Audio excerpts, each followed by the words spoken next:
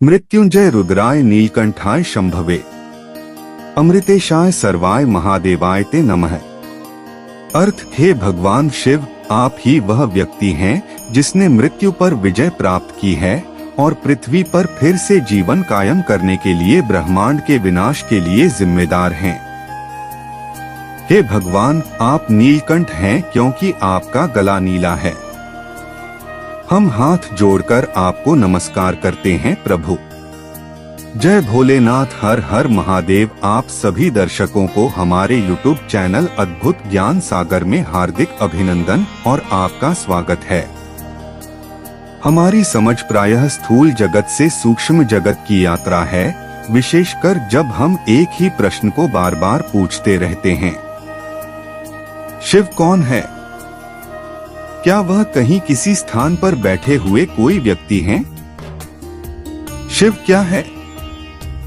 क्या वह कोई विशेष अवस्था है? नहीं, शिव आकाश में बैठे हुए कोई व्यक्ति नहीं है।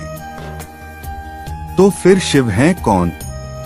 शिव समस्त ब्रह्मांड हैं। शिव वह चेतना है जहां से सब कुछ आरंभ होता है, जहां सबका पोषण होता है और जिसमें सब कुछ विलीन हो जाता है। आप कभी शिव के बाहर नहीं हैं क्योंकि पूरी सृष्टि ही शिव में विद्यमान है। आपका मन, शरीर, सब कुछ केवल शिव तत्व से ही बना हुआ है। इसीलिए शिव को विश्वरूप कहते हैं, जिसका अर्थ है कि सारी सृष्टि उन्हीं का रूप है। शिव शाश्वत है। शिव के बारे में एक बहुत सुंदर कहानी है। एक बार ब्रह्मा, सृष्टि के रचयिता, और विष्णु, संसार के पालनकर्ता, इस प्रश्न का उत्तर ढूंढ रहे थे कि शिव कौन है। वे शिव को पूरी तरह जानना चाहते थे।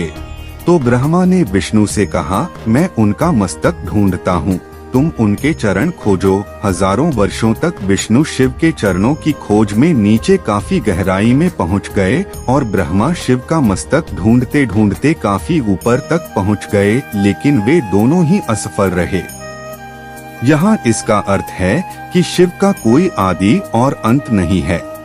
अंत में वे दोनों मध्य में मिले और इस निष्कर्ष पर पहुँचे कि वे शिव को नहीं ढूंढ सकते। यहीं से शिवलिंग अस्तित्व में आया। शिवलिंग अनंत शिव की प्रतीकात्मक अभिव्यक्ति है। शिव समस्त जगत की सीमा है। सृष्टि विपरीत मूल्यों का संगम है। इसमें सकारात्मक और नकारात्मक दोनों ही गुण मौजूद हैं।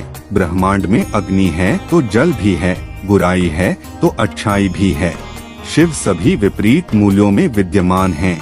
इसीलिए शिव को रुद्र, उग्र कहते हैं और साथ ही वे भोलेनाथ भी कहे जाते हैं। जहां उन्हें सुंदरेश कहते हैं, वहीं उन्हें अघोर, भयंकर भी कहते हैं। एक प्रार्थना में शिव को गौरम, उग्र कहा गया है और उसी पंक्ति में उनको करुणावतार भी कहते हैं। शिव समाधि है।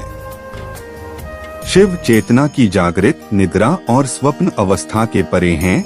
शिव समाधि हैं, चेतना की चौथी अवस्था, जिसे केवल ध्यान में ही प्राप्त किया जा सकता है।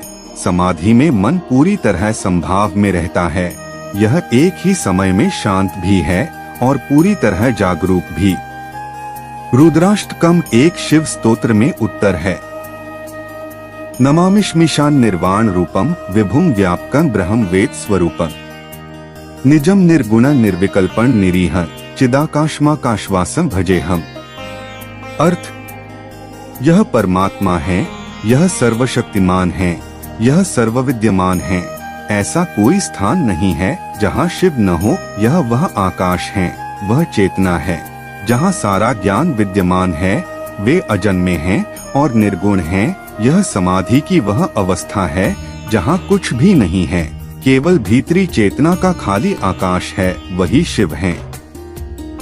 यह जानकारी आपको कैसी लगी, आप कमेंट बॉक्स में जरूर बताइएगा और मेरे चैनल को सब्सक्राइब कीजिए, लाइक कीजिए और दोस्तों और परिवारों के साथ शेयर कीजिए। तो एक बार फिर दिल की अनंत गहराइयों से आपका बहुत बहुत धन्यवाद।